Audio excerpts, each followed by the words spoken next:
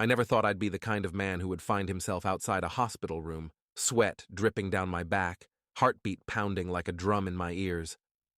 But there I was, standing in the doorway of the intensive care unit, my eyes locked on the small, fragile life that lay in that incubator. A life I thought was mine, a life that should have been ours. My name is Dee. I'm 34 years old, a construction manager by trade, and a self-proclaimed family man by heart. I've spent the past decade of my life building a future with my wife, Marissa. We met at a friend's wedding, one of those chance encounters that you laugh about years later, as if the universe had some grand plan to throw you together. She was the perfect woman, fierce in her convictions, witty in conversation, and beautiful in a way that made men turn their heads. We married within a year. She was everything to me. Everything. Marissa is a nurse, and a damn good one too. She has a way with people, a knack for knowing just what to say, just how to touch someone to ease their pain. She's been working nights at the local hospital for as long as I can remember, which suited me fine. I worked long hours too, so our schedules often passed like ships in the night. But that was fine. Or at least I told myself it was. But looking back, maybe I should have seen it. The small, subtle shifts that started creeping into our lives over the past year. The way she'd come home later and later from her shifts, her scrubs carrying the scent of antiseptic and something else, something sweet, almost floral. A new perfume, she said, laughing it off. And I wanted to believe her. God, I wanted to believe her. We didn't have kids, by choice, we said. We were both too busy, our careers too demanding. But I could see how she would light up around other people's children, how she'd hold them a little too long when she thought I wasn't looking. And it tugged at something deep inside me, something primal that wanted to give her that happiness. But then, there were other things, little things. Her phone, which used to be an open book, now always face down on the table. Text messages she'd dismiss with a smile, saying, "Just work stuff, you know how it is." And then, there were the nights when she'd claim she was too tired to talk, collapsing into bed with a sigh, turning her back to me. I blamed the late shifts, the stress, the fatigue. But a nagging voice in the back of my mind whispered something darker. I pushed it away, shoved it deep down, because I didn't want to be that guy, the suspicious, paranoid husband. Yet, that voice was getting harder to ignore. Our arguments became more frequent, more intense. Marissa would snap over the smallest things, a misplaced cup, a question about her day. She'd apologize afterward, always with a kiss on my cheek and a promise to make it up to me later. And I'd let it slide, because I loved her, because I couldn't imagine my life without her. Work was my refuge. I'd bury myself in projects, managing teams of men who knew how to take orders and execute with precision. Concrete, steel, plans laid out in black and white. That was my world. Simple, predictable, reliable. Unlike my marriage, which was starting to feel like an unsolvable puzzle. One night, after another exhausting day, I came home to find her sitting on the couch, staring at her phone. She looked up, her face softening when she saw me, but there was something in her eyes, a flicker of guilt, or maybe regret. I couldn't place it, but it gnawed at me. I asked if everything was okay, and she smiled, said she was just tired. But it wasn't the truth. I knew her well enough to see that. Still, I nodded, letting it slide again. And then, about 2 months ago, I started noticing things that made my skin crawl. Her lingerie drawer had new additions, things I'd never seen before, things she'd never worn for me. She'd begun to keep her phone even closer, taking it with her to the bathroom, always on silent. Her laughter, once so genuine and carefree, now seemed forced, like she was playing a role in a play only she knew the script to. I tried to confront her once, gently, as we lay in bed. "Is everything okay between us?" I asked. She turned to me, her eyes wide and innocent, a smile spreading across her lips. "Of course, Dee," she replied, her voice a whisper in the dark. Why wouldn't it be? She kissed me then, a soft, lingering kiss, as if trying to silence the doubts in my head. And for a moment, it worked. But only for a moment. Because doubt, once planted, grows roots that dig deep into your soul. And mine were spreading like a disease. Something was wrong. I could feel it in my bones. And then, the night came that would change everything. It was a Friday night, and I had come home later than usual. A storm was brewing outside, thunder rolling in the distance, lightning flashing like the universe was cracking apart. I remember feeling a strange tension in the air, a sense of foreboding that settled in my chest like a weight. Marissa wasn't home. She'd texted earlier saying she'd picked up an extra shift, that she wouldn't be back until morning. I'd been so wound up with work that day, I barely registered the message at first. But something about the timing felt off. She usually called me before she picked up extra shifts, especially on a Friday. We had a ritual. Friday nights were our nights, even if it was just takeout and a bottle of wine, lounging on the couch in our sweatpants. But she hadn't called. She hadn't even hinted that she'd be staying late. I opened a beer and sat down on the couch, trying to relax. The TV was on, but I wasn't watching. My eyes kept drifting to her phone charger on the table, a pink cord frayed at the end. It was a silly, small detail, but it felt like a trigger. She always took her charger to work. I reached for my own phone, scrolling through the usual mindless updates, but my mind kept circling back to Marissa. To the odd things I'd noticed lately. That voice in the back of my head was louder than ever. Something wasn't right. I stood up, pacing around the room, trying to shake off the unease.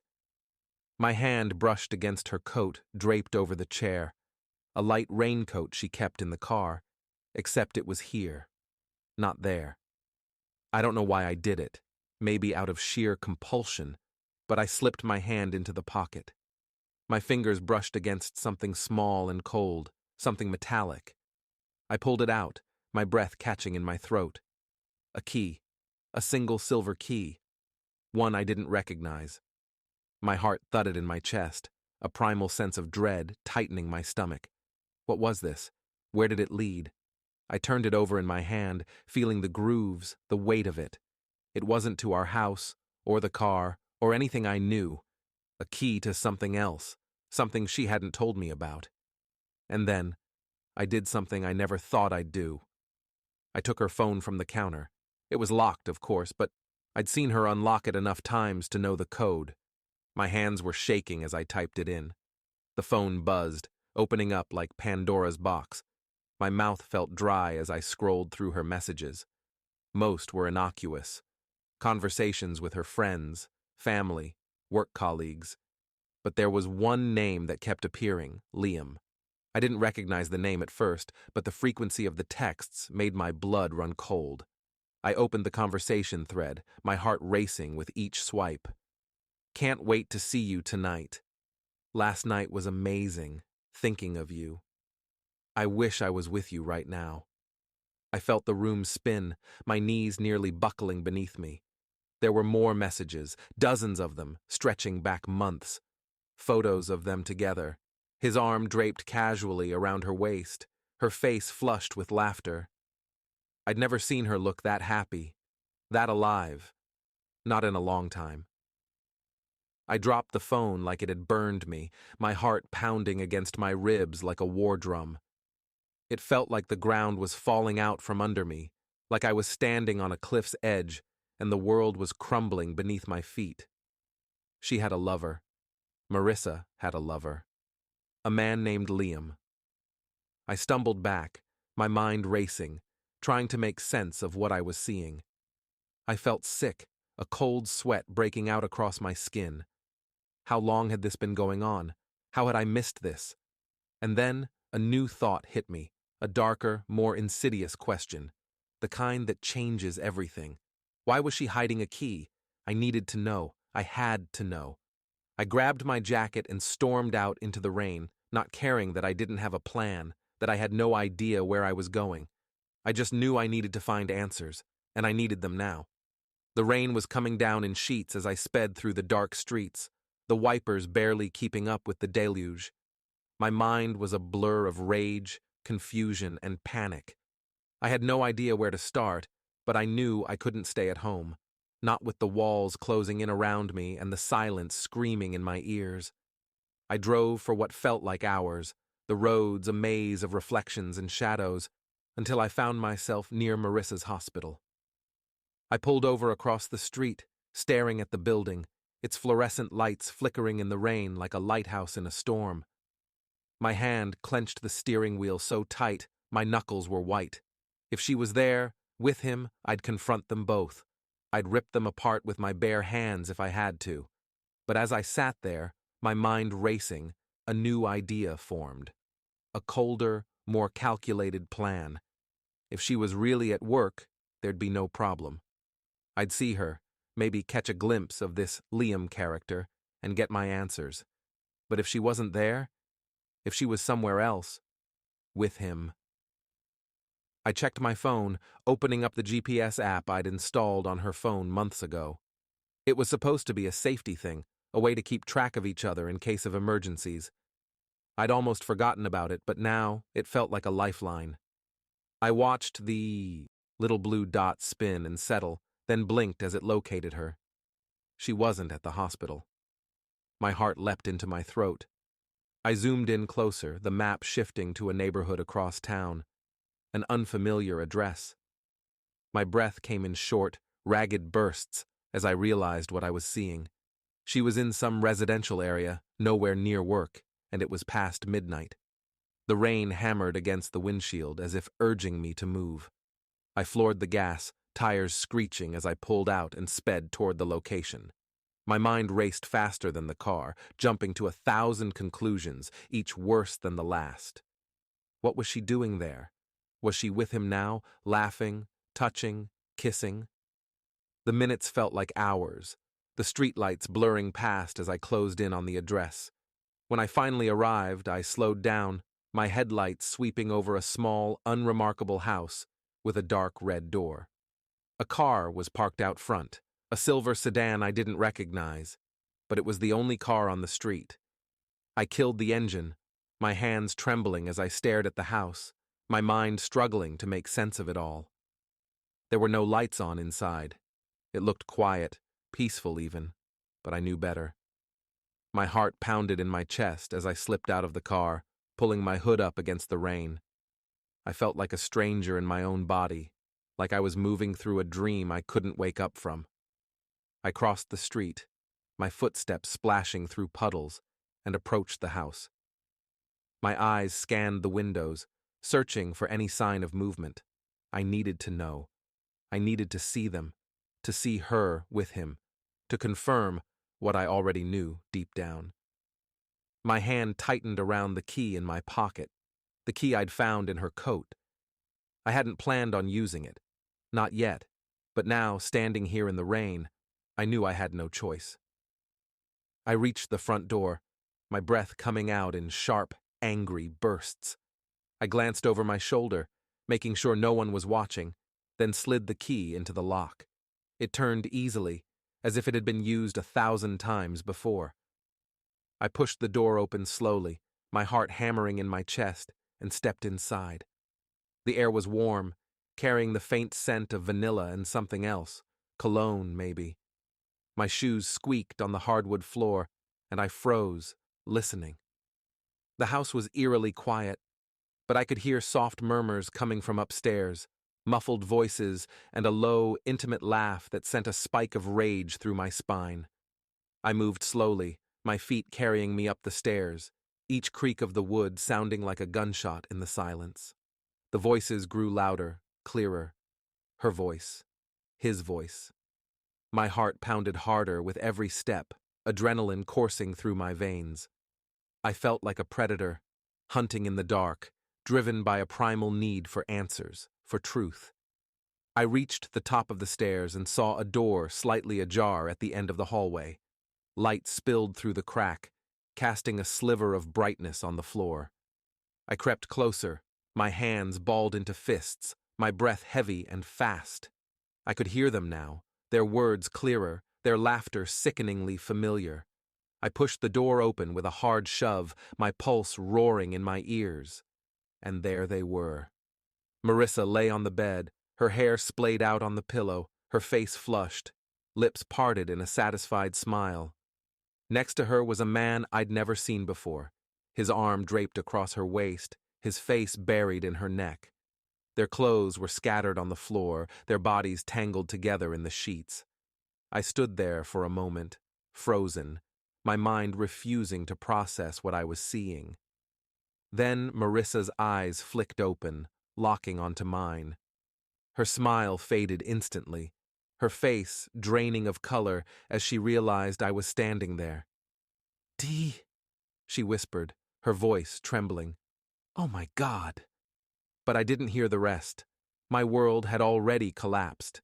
I felt like I was underwater, everything moving in slow motion, every sound muffled, as if coming from a great distance. My eyes were locked on Marissa, her face a mask of shock and fear, her lips moving, but I couldn't hear the words. The man next to her, Liam, I assumed, was scrambling up, pulling the sheets around himself, his face twisting in confusion and alarm. "Who the hell are you?" he demanded, but his voice barely registered. My heart pounded in my ears like a drum, drowning out everything. I felt a rage building inside me, a boiling, seething fury that I didn't even know I was capable of. My fists clenched at my sides, my nails digging into my palms so hard I could feel the sting. I wanted to scream, to tear the room apart, to rip that smug, satisfied look off his face. But I couldn't move, couldn't speak. Marissa was trying to say something, her hands reaching out, her face desperate. "Dee, please, I can explain." "Explain?" I cut her off, my voice low and dangerous, the kind of calm that comes before a storm. "Explain what, Marissa? Explain how you've been screwing this guy behind my back? Explain why you're lying in another man's bed, in a house I didn't even know existed?" Her eyes filled with tears, her hands trembling as she clutched the sheets to her chest. It's not what it looks like." I laughed, a harsh, bitter sound that felt like it was being ripped from my throat. "Not what it looks like. It looks like you've been fucking him, Marissa. It looks exactly like that." Liam, now sitting up, tried to speak, his voice tentative. "Hey man, I didn't know—" I turned on him, my anger spilling over. "Shut up. Just shut the fuck up. This has nothing to do with you." I took a step toward the bed, and he flinched, his hands up in surrender. I could see the fear in his eyes, and it only fueled my rage. This coward, this stranger who had wormed his way into my life, into my wife. Marissa jumped off the bed, pulling on a robe, her voice pleading. "Dee, please, just let me explain. It wasn't supposed to be like this. I never meant for it to go this far." I felt a twisted smile tug at my lips, though there was no humor in it. "Go this far? How far did you think it was going to go, Marissa? Did you think I'd never find out? Did you think I was that stupid?" Tears streamed down her face now, and for a split second I almost felt a pang of pity, almost wanted to comfort her. But then I remembered where I was, what I'd just seen, and any trace of sympathy was swallowed up by rage. "I wanted to tell you. I didn't know how," she stammered, her voice breaking. I shook my head, unable to believe what I was hearing. "How long?" I asked, my voice flat, emotionless. "How long has this been going on?" She hesitated, glancing at Liam, who looked like he wanted to be anywhere but here. She swallowed hard, then whispered, 6 months. 6 months, I repeated, my voice dripping with disbelief. 6 fucking months. While I've been working my ass off, trying to build a life for us, you've been here, in his bed. "It wasn't like that," she cried, stepping closer to me. "It wasn't just about sex.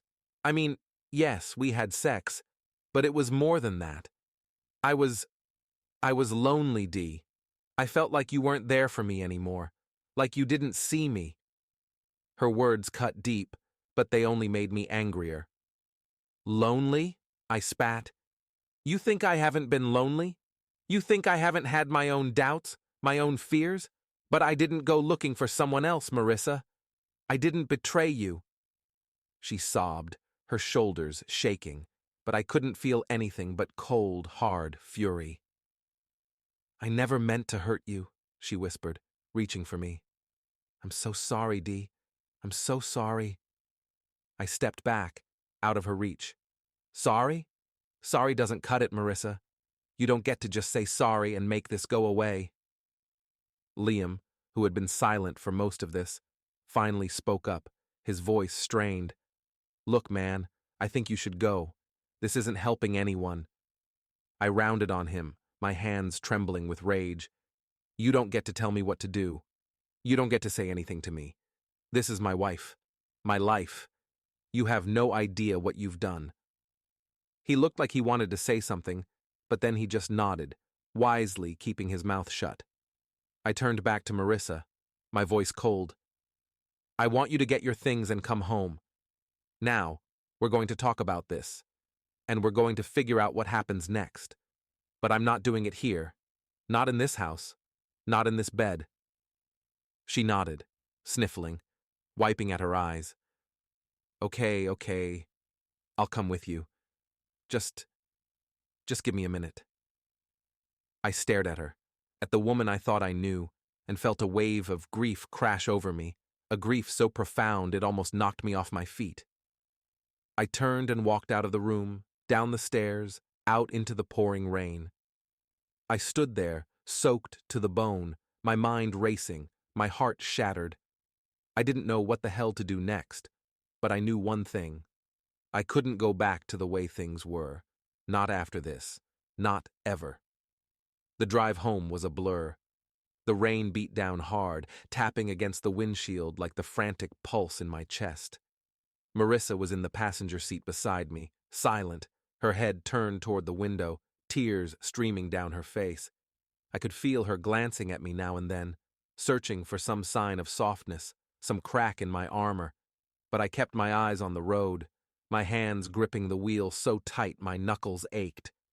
I didn't trust myself to look at her. I didn't trust myself to speak. Every second in that car felt like an eternity, the tension between us thick enough to choke on. The truth was out, the ugly reality sitting between us like a third person, but neither of us dared to address it. The words were too raw, too painful, still ringing in my ears like an accusation I couldn't escape. I pulled into the driveway and cut the engine. For a moment, neither of us moved. The rain drummed against the roof, filling the silence. I could feel the weight of her stare, the way she was waiting, hoping for something. But I couldn't give it to her.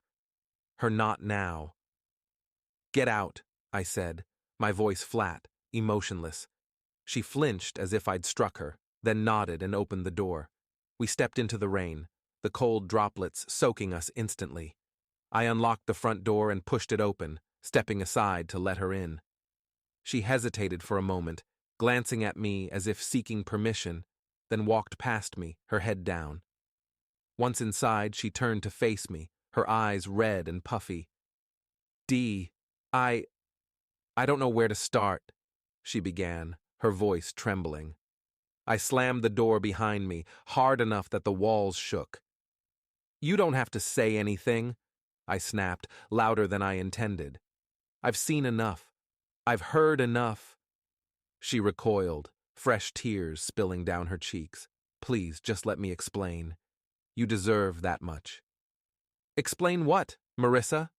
I shouted, my anger finally boiling over. Explain how you've been lying to me for 6 months? How you've been sneaking around, fucking some guy in some secret house you never told me about?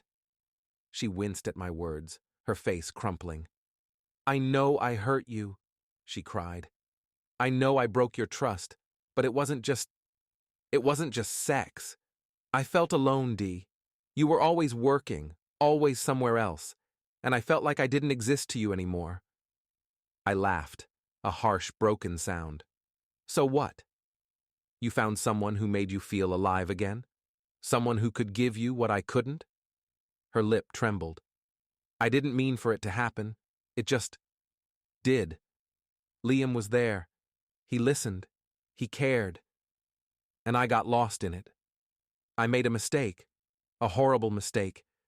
But it doesn't mean I don't love you. It doesn't mean I don't want us. Want us? I echoed bitterly. How do you want us, Marissa? You can't have us both. It's not that simple. She nodded, wiping her eyes. I know. I know that. I'm willing to do whatever it takes to make this right, Dee. I swear to you, I'll end it with him. I'll do whatever you want. Just, please, don't give up on us. I stared at her, my heart twisted with conflicting emotions, rage, betrayal, grief, and a sliver of hope I hated myself for feeling. I wanted to hurt her, to make her feel the pain she'd caused me, but I also wanted to believe her. I wanted to believe that we could find a way back, that this wasn't the end of everything we'd built. But trust is fragile, like glass. Once it's shattered, you can't just piece it back together and pretend the cracks aren't there. Give me your phone, I demanded, my voice cold. She blinked, confused. What? Why? Your phone, I repeated, holding out my hand. If you're serious about ending it, I want to see you do it right now. Call him. Tell him it's over. Her face paled, her hands trembling as she fumbled in her pocket, pulling out her phone. She stared at it for a moment, then looked back at me, a flicker of fear in her eyes. Okay. I'll do it, she whispered.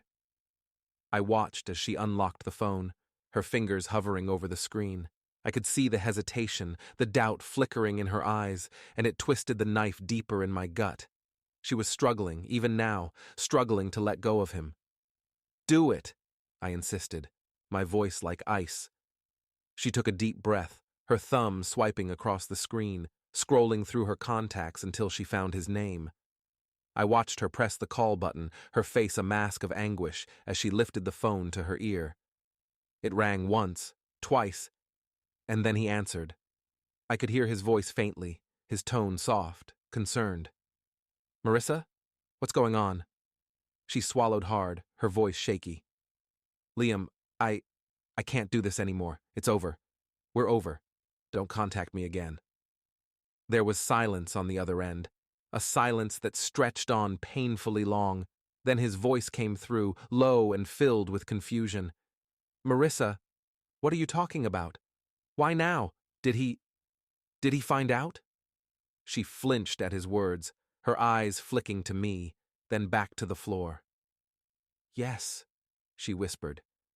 He knows everything, and I can't keep doing this. I need to fix things with him. I could hear the frustration, the hurt in Liam's voice, and it sent a fresh wave of anger coursing through me. I stepped closer, snatching the phone from her hand, my voice a growl. She's done with you, understand? You don't call her, you don't text her, you don't see her again. If you do, I swear to God, I'll make you regret it. There was a moment of stunned silence, and then a low, defeated sigh. Fine, he muttered. Whatever. Just take care of her. I hung up, tossing the phone back to her. She caught it, tears streaming down her face, her shoulders shaking with silent sobs. Happy now? She choked out. Is this what you wanted? I stared at her, my anger flaring again, but beneath it, I felt something else, a deep, gnawing uncertainty. Was this what I wanted? Would it ever be enough? I didn't know, and that scared me more than anything. I didn't sleep that night. Neither did Marissa. We sat in the living room, the space between, us feeling like a chasm I wasn't sure we could ever cross. She sat on the couch, clutching a blanket around her shoulders like it could shield her from the reality crashing down on us both. Her eyes were swollen and red from crying, but I couldn't bring myself to care. I felt numb, my thoughts racing in a million directions at once.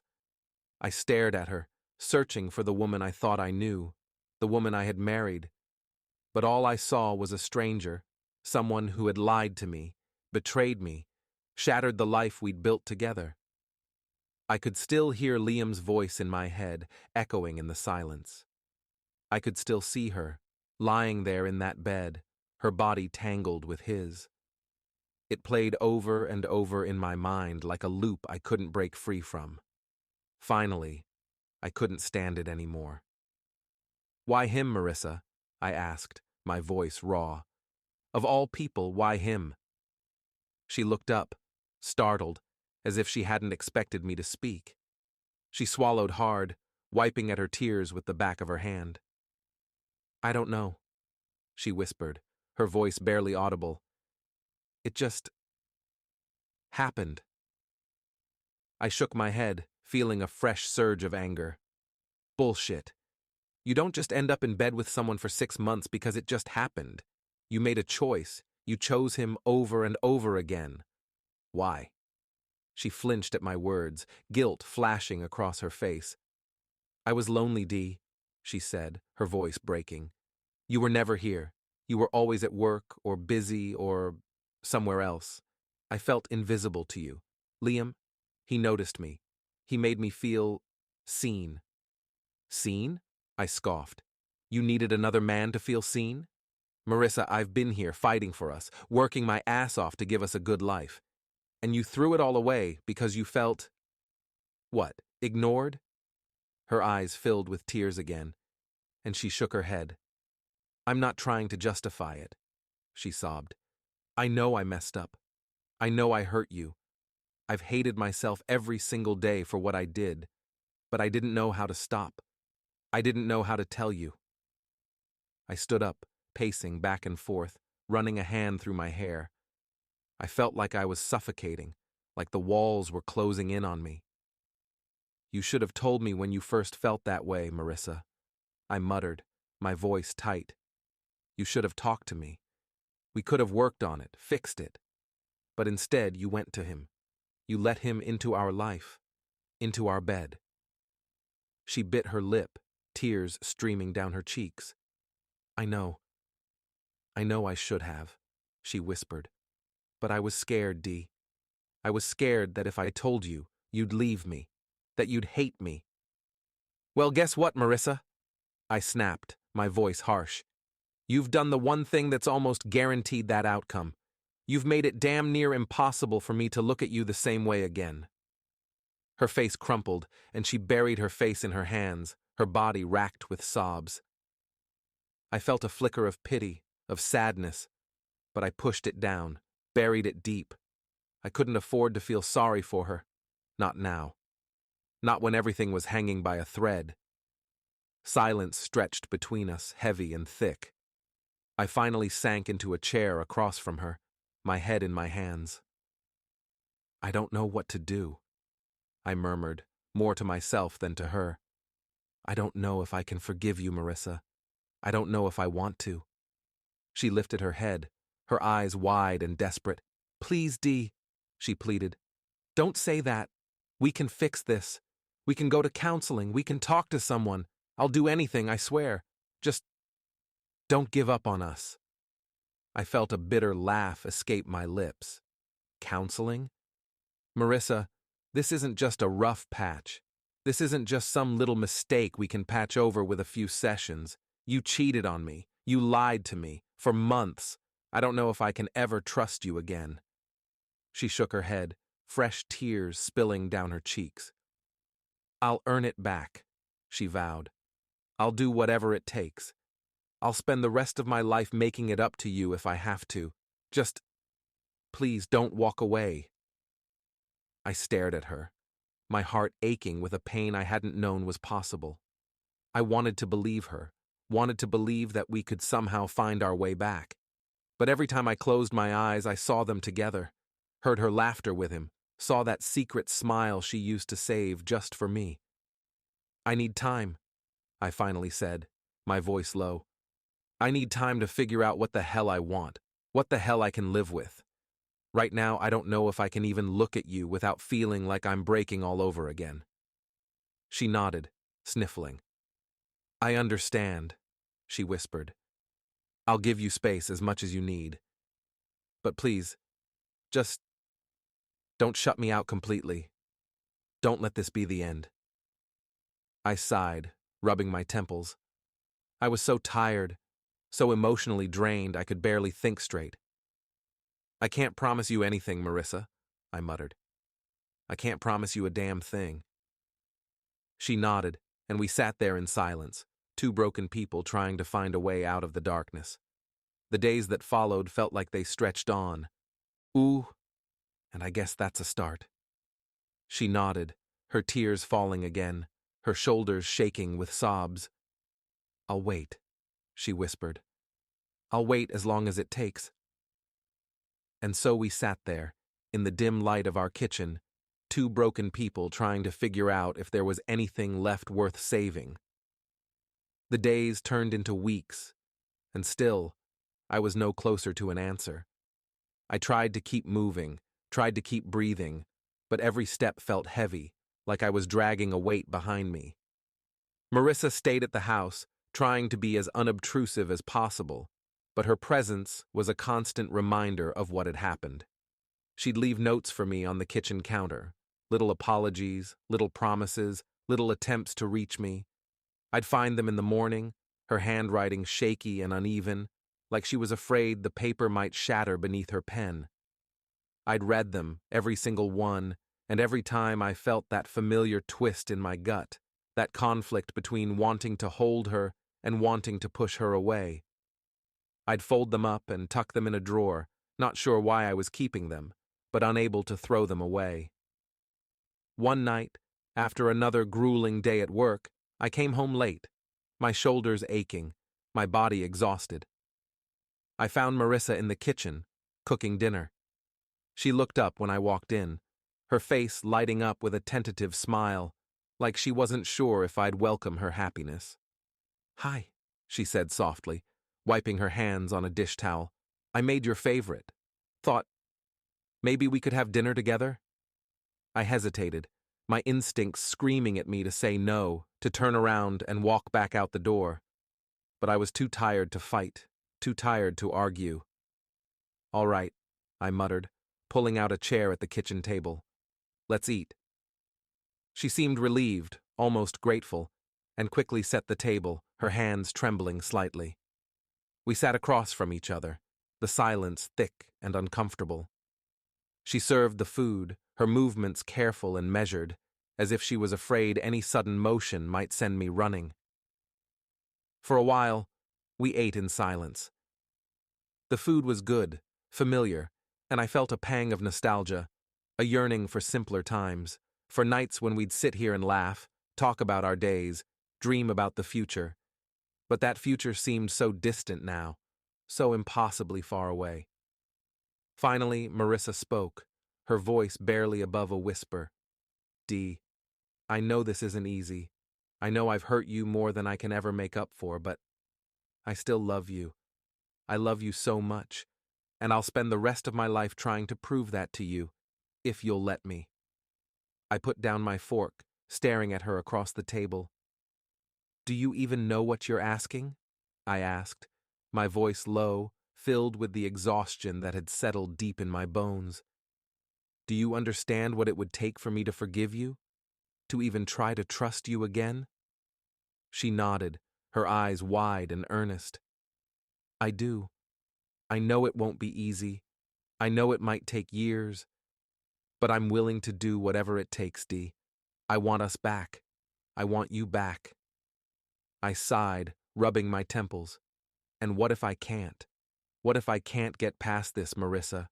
What if every time I look at you, all I see is him?" Her face crumpled, her eyes brimming with tears. "Then I'll keep trying," she whispered. "I'll keep trying until I find a way to make it right, until I find a way to make you believe in us again." I stared at her for a long moment, my heart heavy with doubt and fear.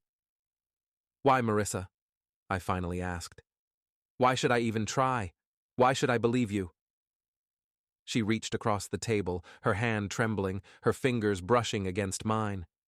"Because I still believe in us," she whispered, her voice filled with a quiet determination. "Because I believe that what we had was real, that it's still real, and because I can't imagine my life without you. I closed my eyes, the words washing over me like a wave, pulling me under, drowning me in conflicting emotions. I wanted to believe her. I wanted to find a way back to that place where we were happy, where we were whole. But I was afraid. Afraid of the pain, afraid of the betrayal, afraid of letting her back in only to have her break me again. I don't know if I can do this, I whispered, my voice barely audible. I don't know if I have it in me. She squeezed my hand, her grip firm despite the tremble. You don't have to decide now, she said softly. Just don't shut me out completely. Let me try. Let us try. I opened my eyes, looking at her, seeing the fear, the hope, the desperation etched into her face. And for the first time in weeks, I felt a crack in the wall I'd built around myself, a tiny fracture that let a sliver of light through. Okay, I said quietly, but no promises, no guarantees. She nodded, a small, tentative smile breaking through her tears. I'll take it, she whispered. I'll take whatever you can give. We sat there in silence for a while, her hand in mine, the space between us feeling a little less vast, a little less impossible. It wasn't a solution, it wasn't a resolution, but it was something, a beginning maybe, a fragile, uncertain beginning. The weeks continued to pass, and slowly, painfully, things began to change. It wasn't easy. It wasn't quick. Every day felt like a test, a tightrope walk over an abyss. Some days, it felt like we were making progress, like there was a path forward, like we could rebuild something out of the ashes. Other days, the pain hit me like a punch to the gut, and I'd retreat into myself, my mind looping back to that night, to that bed, to the betrayal that still clung to my skin like smoke. Marissa did her best to prove herself. She was careful, deliberate, going out of her way to show me that she was still here, that she was committed to this, to us. She deleted Liam's number in front of me, closed all her social media accounts, and started coming straight home from work, texting or calling whenever there was a delay. She offered full transparency, her phone, her emails, her calendar, everything laid bare. It was suffocating for both of us, and it felt like we were tearing open wounds that hadn't even begun to heal. But she did it, and I couldn't deny that she was trying. I was trying too, in my own way. I went to therapy, mostly alone at first. I needed a space to sort through my thoughts, my anger, my grief, to figure out if I could ever forgive her, if I could ever forgive myself for still loving her despite everything. It was messy and raw, and more than once I found myself shouting at the walls, my therapist watching me with quiet, non-judgmental eyes. Marissa asked to come with me, and eventually I agreed. It was hard, sitting in that room, airing out all our dirty laundry, our deepest regrets, our most painful confessions, but it was also a kind of relief, a way to bleed out the poison that had built up between us. We talked, really talked, for the first time in years, not just about the affair, but about everything, the loneliness, the resentment, the unspoken hurts that had festered in the dark corners of our marriage. We spoke about the things that had gone wrong long before Liam had ever entered the picture, about the ways we had drifted apart without even realizing it. One night, after another session that left us both drained and exhausted, we sat on the porch, watching the sunset. The sky was painted in deep oranges and purples, the air cool and fresh. Marissa leaned against the railing, her hands wrapped around a mug of tea, her face soft in the fading light. I miss this, she whispered, her voice barely above a breath. Just being with you, like this. I nodded, staring out at the horizon. Me too, I admitted. I miss it too. She looked over at me, her eyes searching mine. Do you think we can get it back? She asked, her voice tentative. Do you think we can ever really be okay again? I was quiet for a long time, considering her question.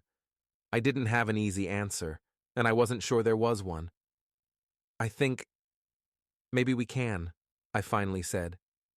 But it won't be like before. It'll be different. It has to be different. She nodded, a small, hopeful smile touching her lips. Different isn't always bad, she whispered. Maybe it could be better, somehow. Stronger. I wanted to believe her. I wanted to believe that we could rebuild, that we could find a way to create something new out of the wreckage. But I also knew that trust, once broken, would take time to mend, that it wouldn't be easy. There would be setbacks and doubts and moments where the past would rear its ugly head and threaten to pull us back under. We'll see, I said softly. We'll take it one day at a time. No promises, no guarantees, just one day at a time. She nodded, reaching out to take my hand. Her touch was gentle, hesitant, as if she was afraid I might pull away. I didn't. I held her hand, feeling the warmth of her skin against mine, and for the first time in what felt like forever, I felt a flicker of something like hope. It wasn't much, but it was something. Epilogue. Months passed. The pain didn't vanish, but it lessened, the sharp edges dulling with time. There were still nights when I woke up in a cold sweat, nightmares tearing through my sleep, visions of her and him, together. But those nights grew fewer and farther between. We kept going to therapy, kept talking, kept trying. Some days it felt like we were making progress. Other days it felt like we were stuck in a loop, endlessly replaying the same hurt, the same doubts. But we didn't give up. We clung to each other, to the fragile threads that still connected us, and tried to weave them into something stronger. We made new memories, little by little, moments that didn't feel tainted, that felt like they belonged to just us. We took small trips, went on dates, tried to find laughter where there had been none. We learned to be honest in ways we hadn't been before, to say the things we'd kept hidden for too long. There was no magic solution, no sudden moment where everything was okay again. But there were moments, brief, fleeting moments, where I felt like maybe, just maybe, we could find a way to survive this. To come out the other side not as we were, but as something new, something that had been broken and rebuilt, stronger for the breaking. And for now, that was enough. One day at a time. One step at a time. Holding on to the hope that maybe, just maybe, we could find a way through the darkness together.